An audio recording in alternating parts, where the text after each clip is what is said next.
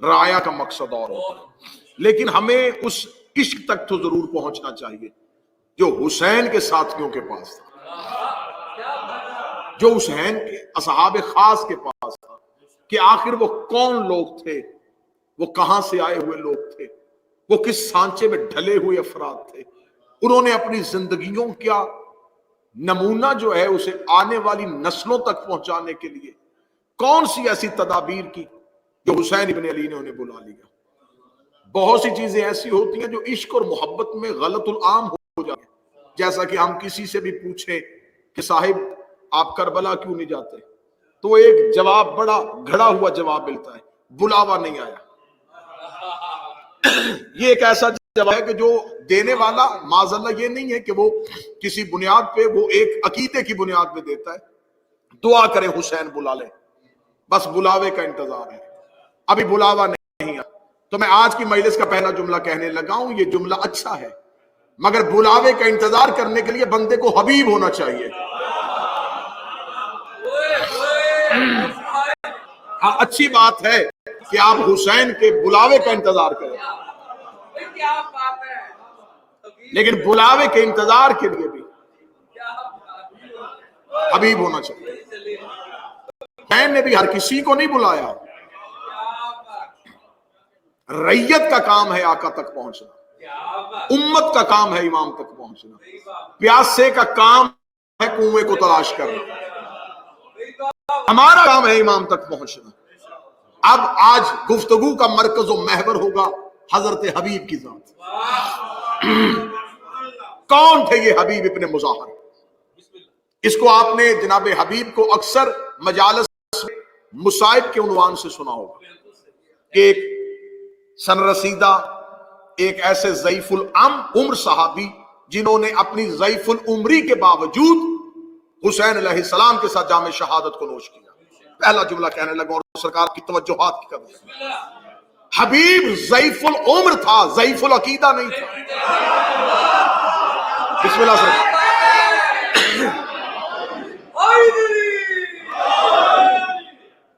हबीब ज़ईफुल उम्र जरूर थे, ज़ईफुल अकीदा नहीं थे। बरादर नदीम अब्बास मजलिस में तशरीफ फरमाए, अल्लाह इनके वालिद के दर्जात बुलंद फरमाए। ज़ईफुल उम्र थे, ज़ईफुल अकीदा नहीं थे। कमर झुकी थी, अकीदा नहीं झुका था। लफ्ज़ अच्छा करके दूं, हबीब की कमर झुकी थी, सर नहीं झुका था।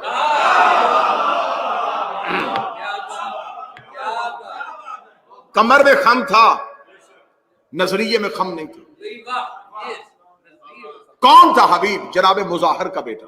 इसे मुज़ाहिर कह दिया जाता है, लेकिन यह मुताहर के वजन में। मुज़ाहिर जनाब रसूल के सहाबी थे। जनाब रिसालत माब से हबीब के वालिद बहुत प्यार करते थे, रसूल की सोहबत में रहते थे। बनी असद के बुजुर्गों में इनका शुमार होता था। कूफे की कदीम आबादियों में से बनी आबाद थे। जनाब मुज़ाहिर मदीना के रहने वाले थे, रसूल से मोहब्बत किया करते थे। जनाब मुज़ाहिर के यहां अल्लाह ने एक बेटा दिया। रिसालत माब की बारगाह में यार फरमाया, या रसूल अल्लाह, अल्लाह ने मुझे बेटा दिया है, मैं चाहता हूं कि नाम आप तजवीज करें। जिस वक्त मुज़ाहिर रसूल से पूछने के लिए, रसूल की गोद में हुसैन बैठे थे।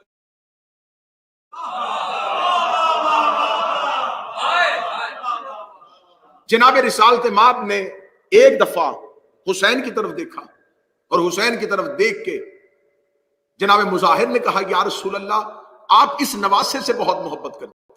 तो रसूल ने एक हदीस कही। रसूल ने कहा, मैं अल्लाह का हबीब हूं, ये मेरा हबीब है।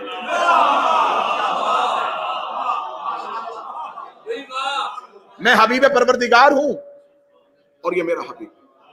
मुज़ाहिर ने कहा, फिर अच्छा नहीं कि मैं अपने बच्चे का नाम हबीब ही रखूं ताकि वो इसका हबीब बने। जनाब हबीब के वालिद ने एक दफा रिसालत माब की, अब ये पूरी तारीख है जो मैं मुख्तलिफ किताबों से नकल करके आप तक पहुंचाने लगा। जनाब हबीब के वालिद ने एक दफा रसूल की दावत की कि या रसूल अल्लाह, आप खाना मेरे घर खाएं, लेकिन जब आप खाने के लिए आए तो मेहरबानी फरमाइएगा शहजादों को जरूर साथ लें। حسنین کریمین کو ساتھ. شاید ممبر کی تاریخ میں پہلی بار یہ یوں حقائق آپ کے سامنے پڑھے جائیں، لیکن آپ کا تجسس مجھے وارے میں ہے، شک وارے میں نہیں. تجسس جا سکتے ہیں لیکن اس یقین اور اعتماد کے ساتھ سنا کریں. میں روزانہ کہتا ہوں کہ بعض احبابوں کے ذہن میں یہ خیال آتا ہے پتہ نہیں یہ کہاں سے پڑھ دیا، یہ کہاں سے پڑھ دیا. آپ کوئی بات نئی بار سنے، پہلی بار سنے، تو اس کا مطلب یہ نہیں ہے کہ یہ پہلی بار ہوئی ہے. بعض لوگوں کے ذہن میں یہ خیال آتا ہے جی ہم نے پہلے نہیں سنا. تو سرکار میرا مقصد آپ نہیں ہے کہ آپ نے یہ پہلی بار کیوں سنا ہے. یہ منبر جو ہے یہ ذمہ داران کے لیے. ہمیں خبر ہے یہ حسین کی اوپن کچہری ہے. تو یہاں پر آنے سے پہلے بعض بار حوالوں کو ازبر کرتے ہیں کہ منبر سے کوئی ایک غیر ذمہ دار لفظ نہ آ جائے، کیونکہ صرف آپ ہی نہیں دیکھ رہے، ان مجالس کو بار بار پوری دنیا میں دیکھا جائے گا. اور میں مولا حسین کا جتنا بھی شکر ادا کروں وہ کم ہے کہ مجھے وہ بھی سنتے ہیں جو کسی کو نہیں سنتے. تو لہٰذا آپ حوالوں کی ذمہ داری میرے اوپر رہنے دیں، اور آپ وقتی طور پہ جب مجلس میں بیٹھے تو پوچھنا آپ کا حق ہے، شک آپ کا حق نہیں. تو اب جناب مظاہر نے کہا کہ حسنین کو ساتھ لے کے آئیے، رسالت امام شہزادوں کو ساتھ لے کے. حبیب بچپن میں تھے، حبیب کو پتا چلا کہ آج حسین میرے گھر آ رہے ہیں. یہ حبیب کا بھی بچپن ہے اور حسین کا بھی بچپن ہے. حدیث کی کتابوں میں ہے، رجال کشی نے لکھا کہ رسول ایک دفعہ مدینے کے بازار سے گزر رہے تھے اور جناب حسین کریم بادشاہ مدینے کے بازار میں تھے. رسول نے دیکھا کہ چھوٹا سا بچہ جو حسین کے پیچھے پیچھے اور حسین کے پاؤں سے مٹی اٹھاتا ہے اور اپنی آنکھوں کو لگاتا ہے. رسالت امام نے وہیں زمین پہ بیٹھ کے اس بچے کو اپنی گود میں بٹھایا اور اس کی پیشانی کو چوم کے کہا مجھے اس سے اتنی محبت ہے جیسے حسین سے. یہ حبیب ہے. اب یہ حبیب کے بچپن میں حسین سے محبت نہیں تھی، عشق تھا حسین. اور جس سے عشق ہو پتا چلے کہ آج وہ آ رہا ہے. جناب حبیب باہر بار بار چھت پہ جاتے، پھر سے ان پہ چھت پہ جاتے، پھر سے چھت پہ جا کے بے چینی سے حسین کا انتظار کر رہے تھے. یہ کتاب کہتی ہے چھت سے حبیب گر گئے، زمین پر گر کے مر گئے. حبیب مر چکے تھے. مظاہر کو خبر ہوئی کہ بیٹا مر گیا ہے. بیٹے کی لاش اٹھائی اور کمرے میں رکھی، دروازہ بند کر کے تالا لگایا. حبیب کی ماں سے کہنے لگا میرے گھر سے رونے کی آواز نہ آئے. علامہ مامکانی نے رجال کشی میں اور اس کے علاوہ دیگر جتنی حبیب تب لکھی انہوں نے واقعے کو ضرور کوٹ کیا. فرمایا کہ میرے گھر سے رونے کی آواز نہ آئے، ایسا نہ ہو کہ رونے کی آواز سن کے رسول دعوت چھوڑ دے. کیسی ماں تھی، کیسا باپ تھا، بیٹے کی لاش کمرے میں اور ماں کھانا بنا رہی اور باپ دسترخوان میں. رسالت امام دسترخوان میں آ کے بیٹھے، دائیں حسن بیٹھے، بائیں حسین بیٹھے. جب کھانا لگ گیا تو حبیب کے والد نے رسول سے کہا بسم اللہ شروع کرے. رسول نے فرمایا حبیب کہاں ہے؟ فرمایا یا رسول اللہ آپ کھانا شروع کریں، حبیب باہر بازار میں ہوگا. اب رسالت امام کا انتظار مظاہر کر رہے تھے کہ رسول شروع کرے تو ہم شروع کریں. رسول نے حسین سے کہا حسین شروع کیجیے. امام حسین علیہ السلام نے یوں دسترخوان کی طرف دیکھا اور مظاہر کی طرف دیکھا، جب تک حبیب آئے گا نہیں میں کھاؤں گا نہیں. اب یہ سمجھ کے جملہ سنیے گا، یہ جملہ ایک شہزادہ نہیں بول رہا، کون کا مالک بول رہا. جب تک آئے گا نہیں، جب تک نہیں آئے گا نہیں. اتنا کہنا تھا. یہ حبیب کے باپ نے کہا سچ سننا چاہیں تو بھی سنیے، ابھی تھوڑی دیر پہلے چھت سے گر کے دنیا سے جا چکا ہے. رسول نے فرمایا بتایا کیوں نہیں؟ فرمایا اس لیے کہ کہیں آپ میرے گھر کی دفن چھوڑ دیں. رسالت امام نے فرمایا حبیب کی لاش کہاں ہے؟ فرمایا کمرے میں. رسول نے فرمایا کمرہ کھولا جائے. کمرے کو کھولا گیا. رسول نے فرمایا حسین اندر جائیے. حسین اندر گئے اور حسین نے جا کے حبیب میں تم سے ملنے آیا اور تو چلا گیا. اتنا کہنا تھا حبیب السلام علیکہ یا حسین ابن علی کے. حبیب کے پاس دو زندگیاں ہیں. ایک اللہ نے دی تھی،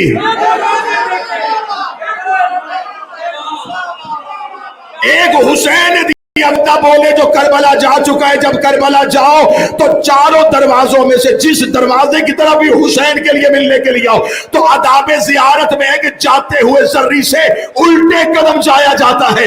حسین کی زری پہ جاؤ تو پہلے بھی حبیب کا سلام ہوتا ہے، واپسی پر بھی حبیب کا سلام۔ دو بار زندہ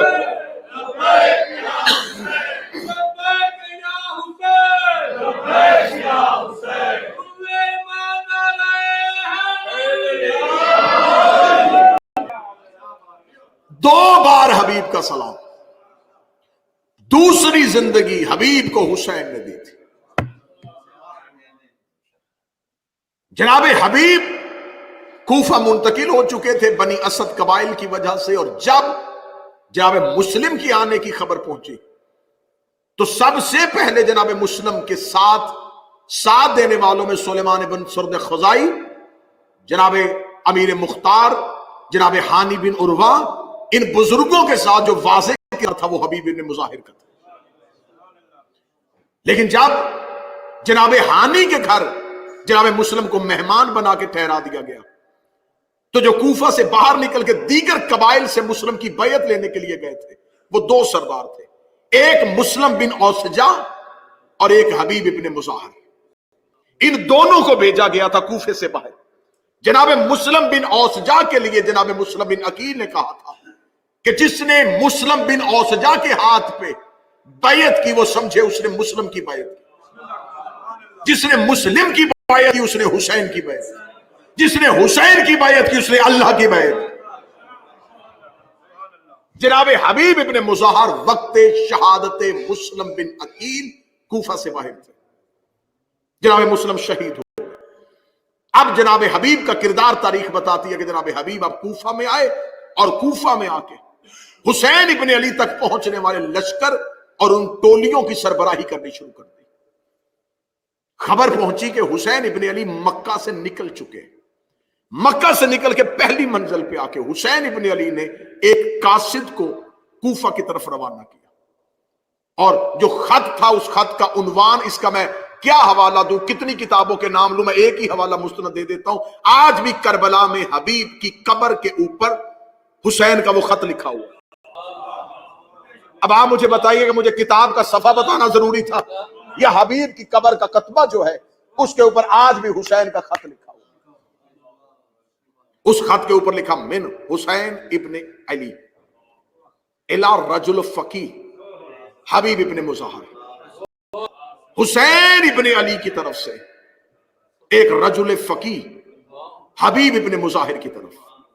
ان پڑھ کسی کو مولوی کہے تو اور ہے،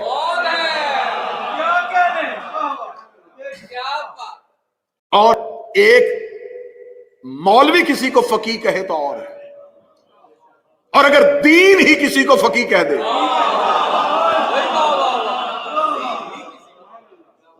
فقی کہتے ہیں جسے دین کی سوجھ بوجھ ہو، دین کے ارکان کے بارے میں جانتا ہوں۔ اور یہ کہہ کون رہا؟ حسین۔ حسین ابن علی کہہ رہے ہیں رجل فقی۔ اب میں بتاؤں گا یہ رجل فقی کیسے صادر آیا تھا۔ جناب حبیب کو حسین ابن علی کا خط پہنچا۔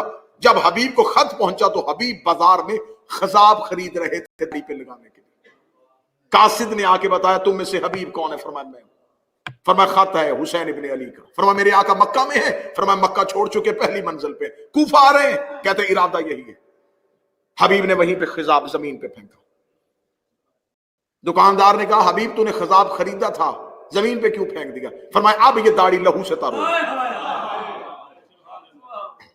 اب آپ کو بتاؤں کہ حبیب کس منزل پہ فائز تھے، یہ منزل سنیے گا۔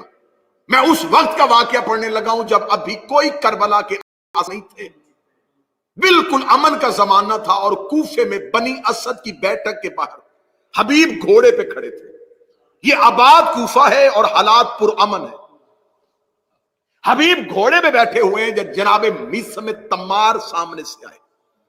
میثم بھی گھوڑے پہ سوار، کہاں؟ کوفے کا چوک، بنی اسد کی بیٹھک، حبیب اپنی سواری پہ सामने से मीसम की सवारी है, मीसम की सवारी का आना था। हबीब कहते मेरा सलाम हो उस शुजाअत तरीन जवान पर जिसके सर के बाल घुंघराले हैं और उसे अन करीब मोहब्बत अली में सूली लटकाया जाएगा।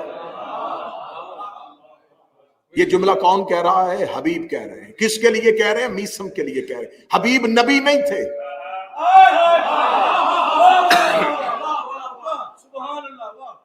गैब की इल्में और खबरें सिर्फ और सिर्फ खुद जानती है या नबी जानती है? हबीब ने कहा कि अन करीब मैं सलाम हो उस जवान पे जिसे अन करीब सूली लटकाया जाएगा। अब जिसे कह रहा था वो भी मीसम तमार था। मीसम तमार ने कहा मेरा भी सलाम हो उस जवान को जिसकी दो जुल्फे हैं, इश्क में कवि है और उससे मोहब्बत हुसैन में उसके सर को कूफे की बाजारों में फिराया जाएगा। अब जरा देखना कि किस म्यार पे है ये अली के नौकर। अब मुझे सर पे रख के बताओ जिसके नौकर ऐसे हैं। अब मुझ पे कोई सवाल करे कि अली गैब की खबरें कैसे जानता था? ये कुरान मेरे मिंबर पे सामने पड़ा हुआ है। दुनिया अली के गैब की खबरें सुन के परेशान है। इनके घर के जानवर भी गैब में जाते थे। अगर कोई बंदा करो हैरानगी यहां से ना लेके जाना, मैं आसान तरीन हवाला दे देता हूं।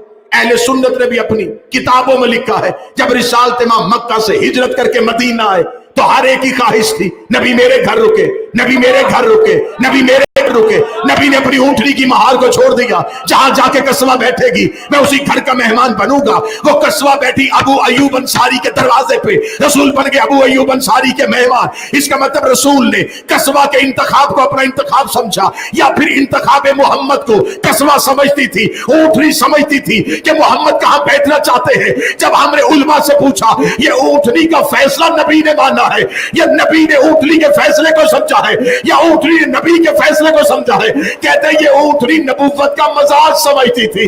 हमने कहा ये तो जानवर है। कहते बेशक जानवर है लेकिन इसके पुष्ट पे नबी बैठा करते थे, नबी बैठा करते थे, नबी बैठा करते थे। जिस ऊंटनी पे नबी बैठे वो गैब जानती है और जो नबी के कांधों में बैठते थे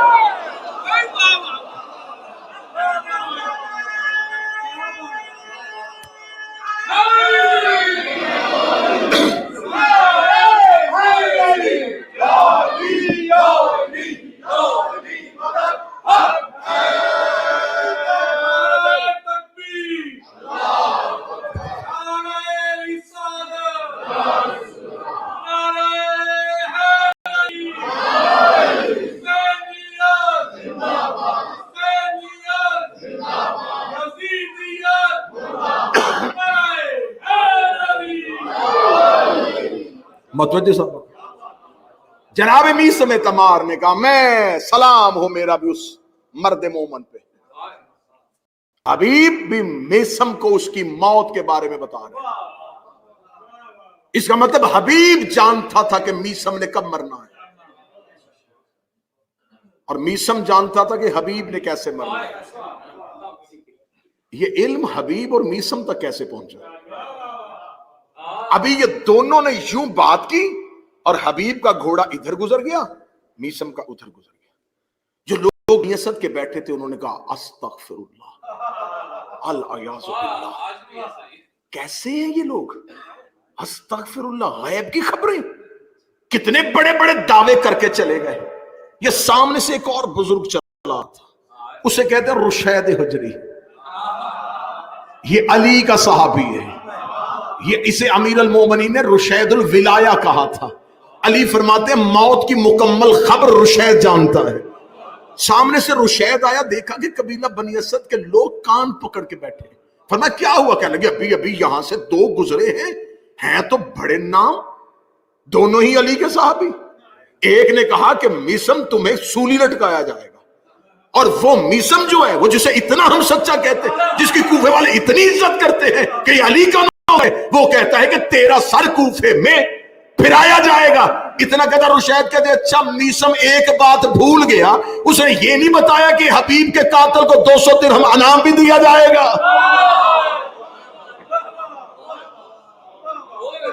اس نے یہ نہیں بتایا کہ حبیب کے قاتل کو تو 200 درہم انعام میں بھی دیا جائے. اس کا مطلب ہے یہ علی کا ہر نوکر سمجھتا تھا کہ جانا تھا. اب جناب حبیب کو جب خبر پہنچی تو اب حبیب پہنچے ہیں حسین ابن علی کی طرف. خط کے ساتھ بلوائے گئے، رجل فقیہ کہہ کے حبیب کو بلوایا گیا. جناب مسلم بن اوسجا اور جناب سعید بن عبداللہ یہ دونوں ہم رکاب حبیب ہیں، یہ دونوں اکٹھے پہنچتے ہیں. کل گفتگو ہو رہی تھی جناب عباس پہ، ایک گوشہ خالی رہ گیا تو وہ پہنچانا بڑا ضروری میں سمجھتا ہوں، اور وہ بڑا غلط العام ہو رہا ہے، اور جو بچے آج کل ریسرچ کر رہے ہیں ان کے لیے وہ بڑا مشکل پیدا کر رہا ہے کہ کربلا میں شمر ملعون نے عاشور میں ابن زیاد کی طرف سے ایک امان نامہ دیا تھا، اور وہ امان نامہ تھا حضرت عباس اور حضرت عباس کے بھائیوں کے لیے. اور اس امان نامے کی وجہ یہ تھی کہ شمر جو ہے اس کا تعلق حضرت عباس کی والدہ کے قبیلے سے تھا. یہ بات اتنی مشہور کی ہے کہ بعض جگہوں پہ باقاعدہ رشتہ معاذ اللہ ثم معاذ اللہ لکھ دیا جاتا ہے کہ رشتے کے اعتبار سے ماموں تھا، کیونکہ جناب ام البنین کا جو قبیلہ ہے، جو نسل ہے، جو خاندان ہے، اسی کے ساتھ ہی شمر کا تعلق تھا. پوری ذمہ داری کے ساتھ، مکمل منبر کی خرانہ دیانتداری کے ساتھ. شمر کا تعلق بنی کلب سے تھا، عباس مولا کی ماں کا تعلق بنی کلاب سے تھا. دونوں قبیلوں میں فرق ہے، وہ بنی کلاب میں سے تھی، یہ بنی کلب میں سے تھی. بنی کلب یہ وہ عرب کا قبیلہ تھا جو صحراؤں میں بھیڑے پالا کرتا تھا، بھیڑے پال کے شہروں میں جا کے بیچا کرتا تھا. شمر ملعون کا تعلق بنی کلب کے ساتھ. ہاں اب آپ مجھ پہ سوال کریں کہ کیا کتابوں میں یہ لکھا ہے، مقاتل میں یہ لکھا ہے کہ امان نامہ آیا؟ ہاں آیا، یہ میں مانتا ہوں. کتابوں نے یہ روایت دی ہے کہ امان نامہ آیا ہے، لیکن وہ امان نامہ رشتہ داری کی بنیاد پہ نہیں دیا. میں نے آپ کو شاید دوسری یا تیسری تقریر میں بتایا تھا کہ حسین کے پاس کل 4 علی تھے. ایک مجلس میں نے بتایا، جناب محمد حنفیہ، جناب مسلم بن عقیل، جناب عباس ابن علی، اور جناب عبداللہ ابن جعفر تیار. محمد حنفیہ کو مدینے نے چھوڑا، عبداللہ ابن جعفر تیار کو کوفے بھیجا، مسلم عقیل کو مکہ چھوڑا، جناب عبداللہ ابن جعفر تیار کو، مسلم کو کوفہ بھیجا، صرف اکیلے عباس کو لے کے گئے. اب کربلا میں یزید اور یزید کے لشکر کو خوف تھا عباس کا. شمر ملعون نے جا کے ایک بیان، اس نے جا کے کہا کیونکہ ہماری تمہارے قبیلے کے ساتھ ایک تعلق داری ہے بنی کلب کی بنی کلاب سے، لہذا میں تمہیں اور تیرے بھائیوں کو یہ امان نامہ لکھوا کے لے کے آیا ہوں ابن زیاد سے. اگر عباس اور عباس کے بھائی میدان کربلا سے چلے جائیں محفوظ رستہ دیں گے، ان کی زندگیوں کو امان ہے. عباس تجھے اور تیرے بھائیوں کو میں ابن زیاد سے امان نامہ لکھوا کے لے کے آیا ہوں. اب یہ وقت ہے عاشور کا، یہ وقت ہے حیدان کارزار کا. کاش وقت ہوتا تو عباس تفصیلی جملے پڑھتے. حسین نے کہا عباس اس کا جواب دے. عباس گھوڑے کی زین پہ آئے، حضرت عباس نے ایک ہی جملہ کہا تبت یدا کا، تیرے ہاتھ ٹوٹے. اب علمی جو لوگ بیٹھے وہ اس گہرائی کو سمجھنا. اب وقت نہیں تھا، میدان جنگ ہے اور گھمسان کا رنگ ہے. عباس نے ایک جملہ کہا تبت یدا کا، تیرے ہاتھ ٹوٹے. یہ لہجہ عباس نہیں ہے، یہ آیت قرآن ہے. کس کے لیے آئی تھی؟ ابو لہب کے لیے. تبت یدا ابی لہب، اے ابو لہب تیرے ہاتھ ٹوٹے. ابو لہب کا آج بھی تاریخ مغالطے میں ہے کہ ابو لہب رسول کا چچا تھا، لیکن ابو لہب رسول کا چچا نہیں تھا. پلا بنی ہاشم میں تھا لیکن خونی نہیں تھا. اس کی ماں لونڈی حضرت عبد المطلب کی کنیز اپنا بیٹا لے کے آئی تھی. پلا تھا اس قبیلے میں لیکن کہلوانا شروع کیا کہ میں بنی ہاشم ہوں. خدا نے کہا تبت یا تیرے ہاتھ ٹوٹے. یہ جملے ابو طالب کے لیے، ابو لہب کے لیے آئے تھے کہ ابو لہب بیٹا کسی اور کا ہے، کسی قبیلے میں ہے. عباس نے وہی اللہ کا لہجہ استعمال کیا، اے شمر تیرے ہاتھ ٹوٹے، تو بیٹا کسی اور کا ہے، نسبت کسی اور سے دے رہا.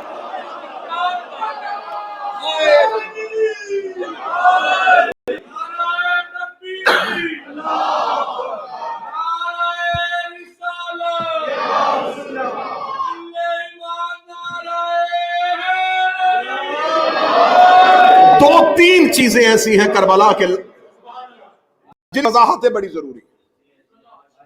جناب محمد حنفیہ مولا علی کے بیٹے، ان کے لیے آج تک تاریخ نے، مورخ نے مشکوک کیا ہے محمد حنفیہ کا کردار، یہ کہہ کے کہ جناب محمد حنفیہ نے معاذ اللہ العیاذ باللہ امامت کا دعویٰ کیا تھا.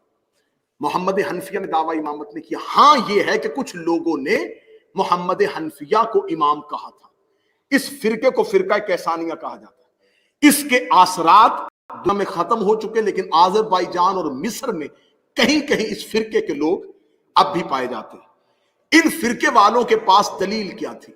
متوجہ ہیں بات کی جانب؟ ان کے پاس دلیل یہ تھی کہ بعد از شہادت حضرت امام حسین انہوں نے سید الساجدین کی امامت مانا. انہوں نے اپنی امامت کا تعلق منتقل کر دیا تھا جناب محمد حنفیہ کے. اور ان کے پاس دلیل کیا تھی؟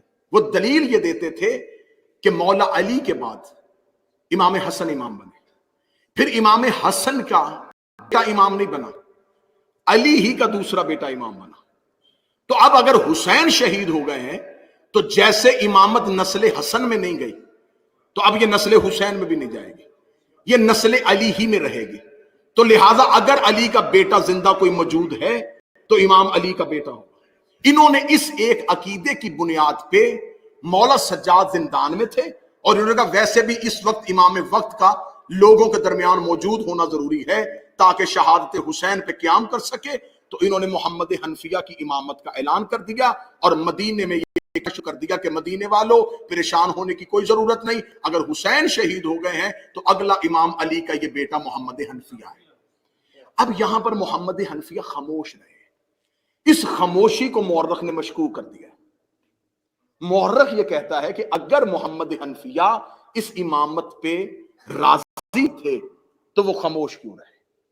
اب ہمیں اس سوال کا جواب ڈھونڈنے کے لیے اس دور میں جانا پڑے گا. بہت سے واقعات ایسے ہوتے ہیں جس کا جواب اس دور میں ہی مل سکتا ہے، اس ماحول میں نہیں مل سکتا.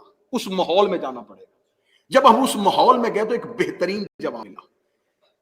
جب جناب محمد حنفیہ کے لیے ان لوگوں نے امامت کا اعلان کیا تھا اس وقت سید الساجدین شام کے زندان میں تھے اور دمشق میں ایک سازش کر لی گئی تھی کہ قتل حسین کے بعد آنے والا امام یہ سجاد اور اس کے بعد آنے والا امام محمد باقر ہے. دونوں باپ اور بیٹا کو شام کے زندان میں قید کرو. اس قید کو اتنا طولانی کرو، اتنا لمبا کرو کہ نسل امامت یہیں پہ ختم ہو جائے. اگر سجاد ضعیفی کی وجہ سے زندان میں مر جائیں تو اس کے بعد جو بیٹا باقر ہے یہ کم سن ہے، لہٰذا اسے بھی زندان میں رکھو تو نسل امامت یہیں سے قطع ہو جائے تاکہ ہم قتل حسین کے بعد اپنا اصل ہدف پا سکے کہ ہم نے صرف محمد کا بیٹا قتل نہیں کرنا تھا، ہم نے نسل محمد اور نسل امامت کو قطع کر دیا ہے. پھر ہم بنی امیہ بلا شرکت غیر دنیا میں حکمرانی کر سکیں گے. ادھر دمشق میں بند کمرے میں یہ سازش ہوئی، ادھر مدینے میں کچھ لوگوں نے محمد حنفیہ کی امامت کا اعلان کر دیا. خبر دمشق پہنچ گئی کہ تم سجاد کو قید کر کے بیٹھے ہو، یہ تو امام ہے ہی نہیں.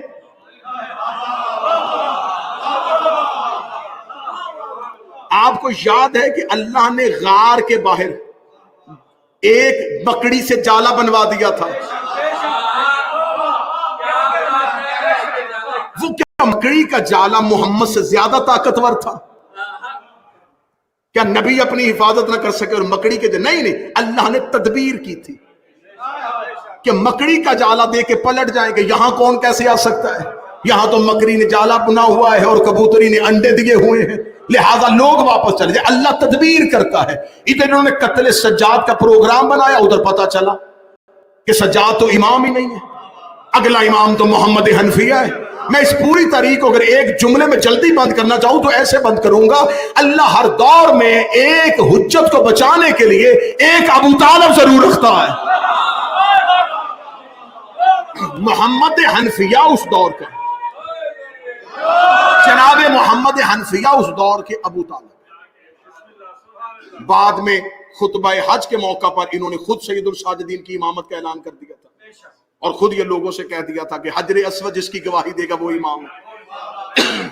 اب جناب حبیب اپنے ان دو ساتھیوں کے ساتھ کربلا میں پہنچتے ہیں. جب یہ کربلا میں پہنچتے ہیں تو اب میں نے لفظ کہا رجل فقی. ایک یہاں پر دوست ہیں حبیب کے ساتھ جناب سعید. جناب سعید 10 محرم کو اس وقت شہید ہوتے ہیں جب امام حسین نماز ادا کروانے کے لیے کھڑے ہوتے ہیں تو ادھر سے تیروں کی بارش شروع ہوتی ہے. جناب سعید میدان جنگ میں آ کے وقت کے امام سے ایک شرعی مسئلہ پوچھتے ہیں. آ کے جناب سعید کہتے ہیں کہ مولا آپ امام وقت ہیں, مجھے ایک سوال کا جواب دیں کہ اگر کوئی شخص کعبے کی حفاظت کرتا ہوا کعبے کو پیٹھ دکھا دے تو یہ گناہ تو نہیں ہوگا؟ اب جو قریب بیٹھے ہیں یہ بات سمجھتے بھی جانا. نارو والی مجلس تو میں نے پہلے دن سے نہیں پڑھی. پہلے دن سے میں داد سے بے نیاز ہوں کہ معلوماتی جتنی معلومات جتنی جلدی ہو سکے میں آپ تک پہنچوں. اگر کوئی شخص دفاع کعبہ کرتا ہوا کعبے کو پوچھ دکھا دے تو کیا وہ گناہ تو نہیں ہوگا؟ حسین نے فرمایا اگر مقصد تحفظ کعبہ ہے تو گناہ نہیں بلکہ اجر ملے گا. اتنا کہنا تھا سعید دے کے کہتا پھر میں آپ کی حفاظت کے لیے آگے کھڑا ہو جاؤں, پھر میں آپ کی حفاظت کے لیے آگے کھڑا ہو جاؤں. جناب کریم کربلا امامت کروا رہے تھے بلا تشبیہ, یوں حسین امامت کروا رہے تھے. سعید یہاں نہیں کھڑا ہو, یہاں کھڑا ہو, بالکل حسین ابن علی کے سامنے اپنے سینے کو چوڑا کیا اور حسین کو اپنے پیچھے چھپایا. جناب سعید حسین کے آگے کھڑے ہو گئے, سامنے سے تیروں کی بارش آ رہی. میں نے مجلسوں میں ابتدا میں یہ دعویٰ کیا تھا کہ میں بہت سی قرآن کی آیتیں ایسی بتاؤں گا جن کا مصداق صرف اور صرف اصحاب حسین. قبلہ تشریف فرمائے خدا نے قرآن میں ایک آیت بھیجی, آیت الذین ہم یحافظون صلواتہم, وہ لوگ جو اپنی نمازوں کی حفاظت کرتے ہیں.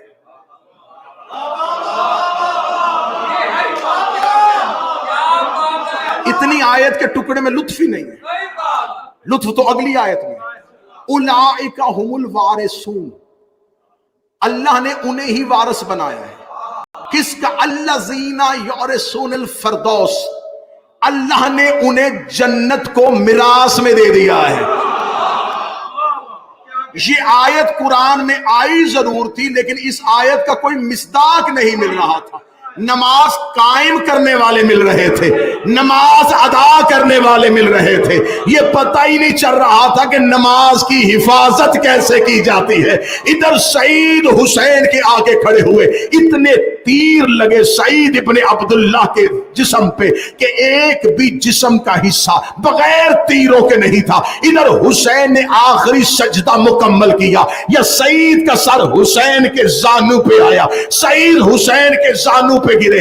حسین نے سعید کا سر اپنے ہاتھوں پہ لیا, سعید کی آنکھوں میں آنسو تھے. حسین نے فرمایا سعید کیوں رو رہا ہے؟ کہنے لگا مولا شہادت مل گئی. مولا یہ بہت بڑا اعزاز ہے, اور اس سے بڑھ کے بھی اعزاز کیا ہوگا کہ نوکر کا سر مالک کے زانو پہ ہے, اور اس سے بڑھ کے بھی کرم کیا ہوگا کہ نوکر کا چہرہ امام کے ہاتھوں پہ ہے. رو اس لیے رہا ہوں کہ ایک نماز ایسی رہ گئی جو میں نے آپ کے پیچھے نہیں پڑھی. حسین نے سعید کا ماتھا چوم کے کہا تو نے نماز پڑھنے کی حسرت کی ہے, اللہ نے تیرے لیے قرآن میں کہا تھا جو نمازوں کی حفاظت کرتا.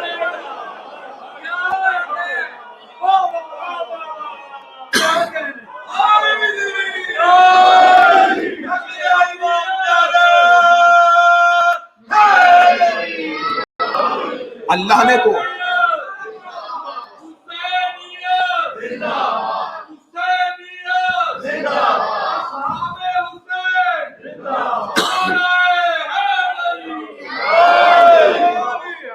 اللہ نے تو تمہیں جنت کا وارث بنا دیا. اب مجھے جملہ کہنے دو گے, حسین کے اصحاب مکین جنت نہیں,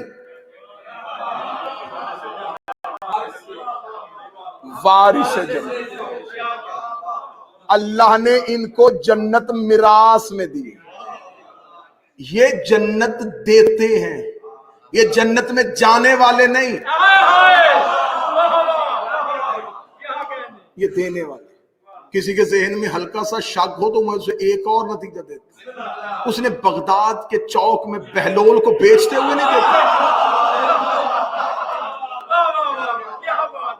یہ ہے سعید جو حفاظت نماز کی خاطر اللہ کی بات کرنے گیا.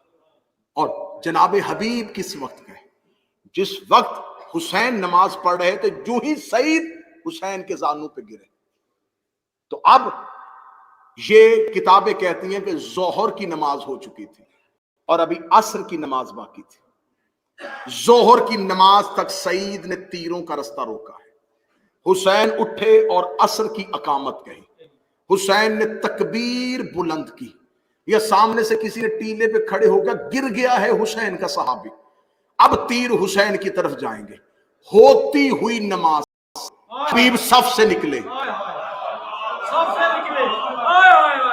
میں پوری ذمہ داری کے ساتھ کہہ رہا ہوں، ادا ہوتی ہوئی نماز سے حبیب صف سے نکلے، گھوڑے کی زین پہ چڑھے اور نصرت حسین کی خاطر لشکر کے اندر گھس گئے. اب جس وقت حبیب نے فیصلہ کیا ہوگا، اس وقت حبیب کے سامنے دو چیزیں ہوں گی: نماز حسین کے پیچھے پڑھوں یا حسین کی نصرت کروں. حبیب نے لمحے میں فیصلہ کرنا تھا. سعید نے امام سے پوچھ لیا تھا، حبیب پوچھ بھی نہیں سکتے تھے کیونکہ حسین تکبیر کہہ چکے تھے. اور جب امام غیبت میں ہو اور امام موجود نہ ہو، پھر دین میں جو فیصلہ کرے کہ کون سا عمل پہلے کرنا ہے اسے فقیہ کہتے ہیں. جس نے غیبت میں فیصلہ کرنا ہو، جس نے غیبت کے دور میں فیصلہ کرنا ہو کہ اب کیا ہو. اب امام تو موجود نہیں، ظاہری امام موجود ہے لیکن تکبیر کہہ چکے. اب امام سے یہ شرعی مسئلہ نہیں پوچھا جا سکتا کہ مولا اگر بعد میں تیر آ جائیں تو پہلے نماز ادا کرنی ہے یا نماز. اب حبیب نے حالت نماز میں خود فیصلہ کیا. یہ فیصلہ حبیب کا ذاتی تھا. اگر حبیب اسی ذات، کیونکہ حبیب جب لشکر میں گئے تو وہیں شہید ہو گئے. اگر حسین رجل فقیہ نہ کہتے، آج دنیا حبیب پہ الزام لگا دیتی بغیر اجازت حسین کے.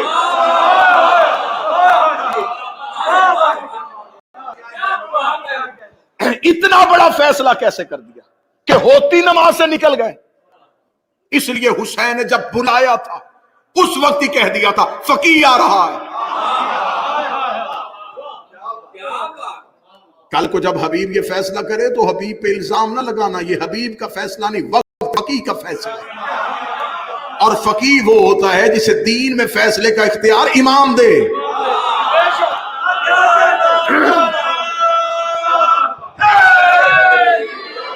یہ تھا حبیب کا استنباط. یہ فیصلہ کیا حبیب نے. حبیب کے سامنے دو چیزیں تھی، عبادت کروں یا نصرت کروں. حبیب نے نصرت کو چن لیا. حسین کا واسطہ آج کے دور کی بات کہنے لگا. عزاداری کو عزاداری رہنے دو، نماز کو نماز رہنے دو. تقابل کر کے دونوں کو ٹکرا کیوں رہے؟ کون سا پیمانہ ہے تمہارے پاس جس سے تم دونوں میں سے تقابل کرو گے؟ تم میں سے کون حبیب ہے جو فیصلہ کرے؟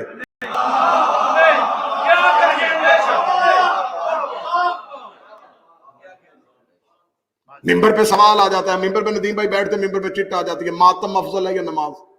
میں نے بڑے بڑے خطبہ کو چٹ پھاڑ کے پھینکتے دیکھا ہے. انہیں پتا ہے کہ ماتم کہیں گے تو بعد میں نمازی پکڑ لیں گے، نماز کہیں گے تو دروازے پہ ماتمی پکڑ لیں گے. میں نے پھر بی بی سے خیرات مانگ کے یہ ممبر پہ جواب میں نے پہلی بار دیا تھا اور اس کے بعد بہت سے خطبہ نے دیا. میں نے ممبر پہ یہ جواب دیا تھا، یہ فیصلہ ہمیشہ وہ کرتا ہے جس نے دونوں میں سے ایک چھوڑ لیا.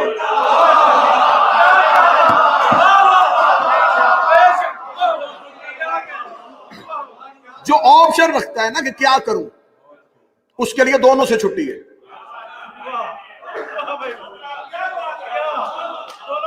نمازی کو چاہیے کہ عزادار کی توہین نہ کرے، عزادار کو چاہیے کہ نمازی کی توہین. عزاداری نصرت حسین ہے، نماز عبادت پروردگار ہے. یہ فوری طور پہ فیصلہ کر دینا جی یہ دیکھیں جی یہ دیکھیں. یہ دیکھیں جی معاذ اللہ ثم معاذ اللہ ماتمیوں کے پورے اب اگر کوئی شرابی اور قرآن بھی پڑھے اور مجھ جیسا کم علم خطیب ممبر سے کہہ دے کہ لو جی شرابی قاریان قرآن ہو گئے،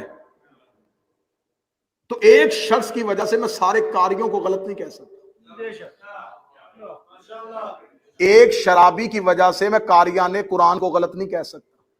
تو اگر کوئی ایک نشئی ماتمیوں میں آ جاتا ہے تو اس ایک کی وجہ سے سارے ماتمیوں کو غلط کہنا کہاں کا انسان. حلقہ ماتم کی عزت کو سمجھو.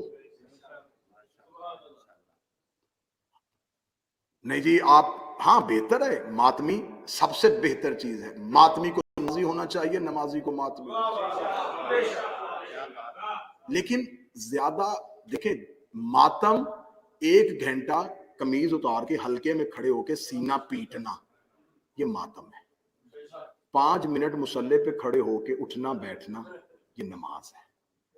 بندہ آسانی سے مشکل کی طرف دیر سے جاتا ہے، مشکل سے آسانی کی طرف جلدی آ جاتا ہے.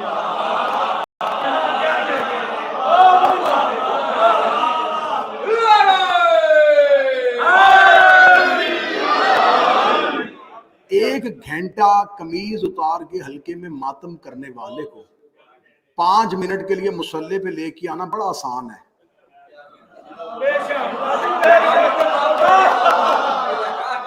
5 منٹ مصلی پہ کھڑے ہونے والے کو قمیض اتروا کے حلقے پہ کھڑا کرنا یہ مشکل ہے.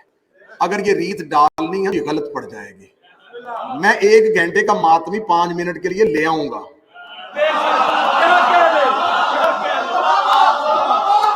مشکل ہو جائے گا، مشکل ہو جائے گا. تو لہٰذا بہتر ہے جو جہاں پہ ہے اپنے عقیدے کے ساتھ اسے وہ عبادت کرنے دیں. عبادت پروردگار جو ہے یہ مسجد کی، ہم جب نماز پڑھتے ہیں تو سجدہ گاہ کیوں رکھتے ہیں؟ تاکہ حسین یاد رہے.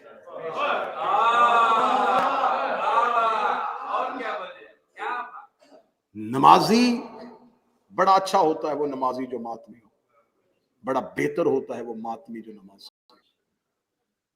اس لیے میرے چوتھے شہنشاہ کا لقب ہے زین العابدین. عابدین کی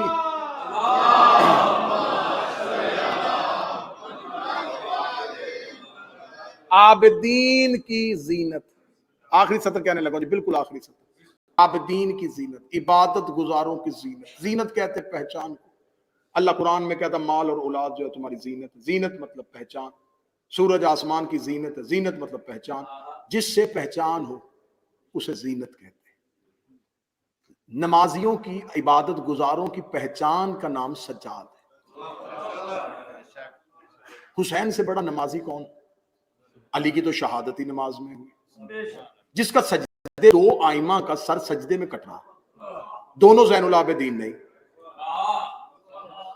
یہ زین العابدین چوتھے کو کیوں بنایا؟ قیامت والے دن عبادتیں پرکھنے کے لیے سجاد کو کیوں کھڑا کیا؟ اگر سجاد کو کھڑا کیا تو کھڑا اس لیے کیا ہے عبادت گزاروں کی اسے پہچان، اسے معیار، اسے کسوٹی، اسے ترازو ہی اللہ نے اس لیے بنایا ہے کہ کوئی ماتمی یہ کہہ کے سجاد اگر نمازوں میں چھوٹ لے کہ میں تو عزاداری کر رہا تھا اور عزادار ہوں تو نمازوں کی چھوٹ دے دے، تو سجاد سے بڑا عزادار کوئی نہیں. اور اگر کوئی نمازی جنت میں جانے کی کوشش کرے کہ میں ماتم میں نہیں گیا، نماز پڑھ رہا تھا، تو سجاد سے بڑا نمازی بھی کوئی نہیں ہے. جو عبادت گزار ہے وہی عزادار. کتنا ماتم کر لو گے؟ 9 گھنٹے 10 گھنٹے کتنی زنجیر مار لو گے؟ 40 سال رہو رویا ہے حسین کا.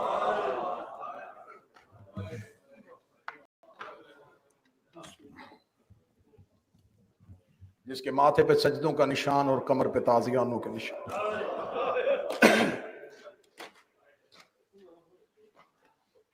حبیب نے فیصلہ کر لیا کہ عبادت پروردگار سے نکل کے نصرت حسین کی طرف چلے. آج بھی لوگ حبیب کے فیصلے کو سلام کر رہے ہیں. نصرت حسین کرنے کے لیے عشق حبیب ہونا چاہیے. جنگل میں 3 دن کا پیاس رہ رہا تھا، کوئی ہے جو میری مدد کرے؟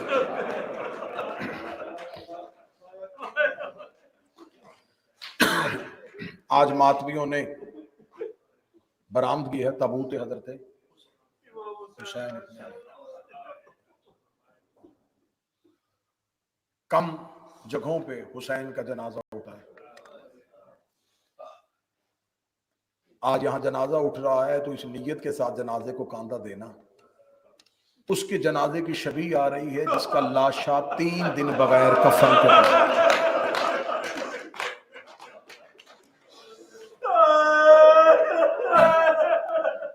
میں کربلا میں تھا 40 کے لیے، قبلہ ترابی صاحب 40 پہ تھے. بڑی مشکل ہوتی ہے زائر کے لیے آخری زیارت. جب زائر آخری بار قبر حسین پہ الوداعی زیارت کے لیے جاتا ہے نا تو اس کی چیخیں نکلتی ہیں.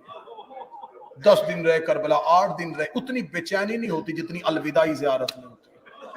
الوداعی زیارت میں بڑی بے چینی ہوتی ہے جب زائر کو پتہ چل جائے نا کہ صبح میری فلائٹ ہے، کل واپس چلا جاؤں گا. وہ کوشش کرتا ہے کہ رات پوری شب بیداری حرم میں گزارے. کبھی وہ غازی حرم میں جاتا ہے، کبھی حسین کی حرم میں جاتا ہے. بار بار حسین کی قبر کو مڑ مڑ کے دیکھ رہا ہوتا ہے اور ایک ہی جملہ کہہ رہا تھا، حسین اللہ جانے دوبارہ آؤں یا نہ آؤں، حسین اللہ جانے میں دوبارہ آؤں یا نہ آؤں. زائر بار بار قبر حسین پہ جاتا ہے. اگر جو جا چکے وہ میری تائید کرنا، جو نہیں گئے میں ان کے لیے ممبر پہ دعا کر رہا ہوں میرا حسین تمہیں کربلا بلائے. یہ زائر اتنا بے چین ہو کے کربلا سے نکلتا ہے، اتنا روتا ہوا کربلا سے نکلتا ہے، مڑ مڑ کے حسین کے حرم کو دیکھ رہا ہوتا ہے، مڑ مڑ کے حسین کے گنبد کو دیکھ رہا ہوتا ہے. مجھے معافی مانگ کے جملہ پڑھنے دینا. آباد حرم چھوڑ کے آتا ہے زائر، آباد قبر چھوڑ کے آتا ہے حسین کی. ہزاروں نکل رہے ہوتے ہیں تو ہزاروں آ رہے ہوتے ہیں. اگر اس جملے کو سمجھنا ہے تو کبھی کربلا میں کھڑے ہو کے سمجھنا. آج ہم آباد قبر چھوڑ کے جاتے، ہمیں اتنی تکلیف ہوتی ہے. قسمت میں اس بہن کی جو بغیر کفن کے چھوڑ کے بغیر کفن کے جس نے بھائی کو چھوڑا. مکمل شہادت کا وقت نہیں ہے، وقت زیادہ 3 یا 4 منٹ اور مصحف پڑھنا. قبلہ حافظ کفایت صاحب نے اپنی کتاب میں لکھا، امت نے 7 حصوں میں حسین کی لاش کو تقسیم کر. ان ملونوں نے حسین کی لاش کو 7 حصوں میں تقسیم کر دیا. لاشا حسین 7 حصوں میں تقسیم ہو چکا تھا. ایک ملعون بجدل ابن کلبی وہ ہے جس نے حسین کی عبا اتاری ہے. ان میں سے ایک زخیر ابن جعفر وہ ہے جس نے حسین کی قبا اتاری ہے. اس میں سے ایک ملعون سعد وہ ہے جس نے حسین کا امامہ اتارا ہے. کوئی حسین کی عبا لوٹ کے لے گیا، کوئی حسین کی قبا لوٹ کے لے گیا. ایک ملعون نے حسین کے کمر بند پہ ہاتھ رکھا، غریب کی لاش ہل گئی. آواز آئی، حیا کر، میری لاش میں میری بہنوں نے آنا ہے، میری لاش میں میری بیٹیوں نے آنا ہے. مکمل شہادت کا وقت نہیں، یہ روایت پڑھوں گا اور منبر چھوڑوں گا. اسی روایت میں آئے گا غریب کا جنازہ. ان ملعونین میں سے ایک ملعون وہ ہے جس میں آج بھی میرا 12واں پردے پہ لعنت کرتا ہے. زیارت ناہیہ میں میرا 12واں آج بھی امامہ اتار کے چیخے مار کے جس کا نام لے کے لعنت کرتا ہے. یہ ملعون وہ تھا جس نے حسین کی انگوٹھی اتاری تھی، جس نے حسین کی انگشتری اتاری تھی. یہ ملعون خود روایت کرتا ہے، کہتے جب میں لاشا حسین پہ پہنچا، نہ حسین کے بدن پہ عبا تھی، نہ حسین کے بدن پہ قبا تھی، نہ حسین کے سر پہ امامہ تھا. کہتا میری نظر پڑی حسین کے ہاتھ پہ، غریب کے ہاتھ پہ ایک انگوٹھی نظر آئی. میں نے کہا میں یہ انگوٹھی نکال لیتا ہوں. یہ کمینہ کہتا میں لاش کے قریب بیٹھا، میں نے انگوٹھی اتارنے کا ارادہ کیا. حسین کی انگلی لہو سے اتنی بھری تھی، اتنے تیر لگے تھے حسین کے ہاتھ پہ، مجھ سے انگوٹھی نہ اتری. یہ ملعون کہتا کسی نے اعلان کر دیا کہ خیموں سے مال لوٹا جا رہا ہے. تو مجھے خیمے کے مال لوٹنے کی جلدی تھی، میں نے جلدی سے کربلا کے صحرا میں دوڑا، 2 پتھر اٹھا کے لایا، ایک پتھر پہ حسین کا ہاتھ رکھا، اپنی جیب سے خنجر نکالا، حسین کی انگلی پہ خنجر رکھا، دوسرے پتھر سے ضرب ماری، یہ ایک کالے برقعے والی بی بی کی چیخ ہے، آواز آئی حیا کر، مجھے بتا میں اتار کے دے دے، میں نے چکیاں پیس کے پاس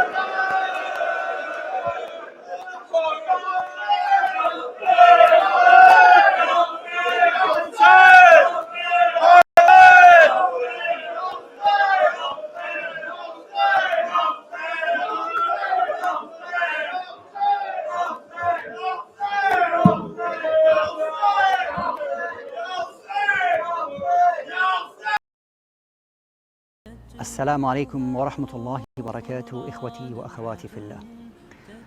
بعد نحو 400 عاما على زلزال 11 مايو عام 1624 الذي ضربت مدينة فاس، والذي وصفت دراسة نشرت في العام 2017 بأنه من أسوأ الكوارث الطبيعية في تاريخ المغرب، تعرضت البلاد مساء الجمعة 9 من شهر سبتمبر يعني الأسبوع الماضي زلزال قوي يماثل ذلك الزلزال قبل 400 سنة، سبحان الله.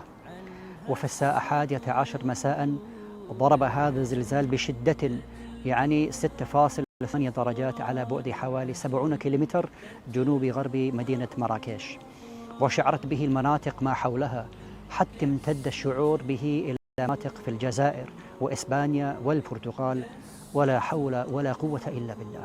قد أعلنت وزارة الداخلية المغربية ارتفاع حصيلة الضحايا الزلزال إلى 2500 قتيلا وأيضا 2500 مصابا، إنا لله وإنا إليه راجعون. المنظمة ماسيتي هيومانيتي، وهي منظمة خيرية بريطانية الحمد لله، ولها أعمال بارزة في اليمن وفلسطين وغيرهما، أرسلت فريقا إلى المغرب لتقديم المساعدات العاجلة، ونحن إن شاء الله تعالى بحاجة إلى دعمكم حتى نتمكن من توفير الغذاء والماء والأدوية والمأوى والمساعدات الإنسانية للمحتاجين. يرجى التبرع بمبلغ 100 جنيه استرليني فقط، أو أي مبلغ يمكنك تحمله للمساعدات إخوانك وأخواتك في المغرب الذين يحتاجون إلى المساعدة بإذن الله تعالى. الرجال والنساء يعانون من هذه الكارثة، كبار السن والضعفاء والأطفال في حالة صعبة جدا، سبحان الله. ومن المؤسف أن الكثيرين بلا مأوى، لا إله إلا الله.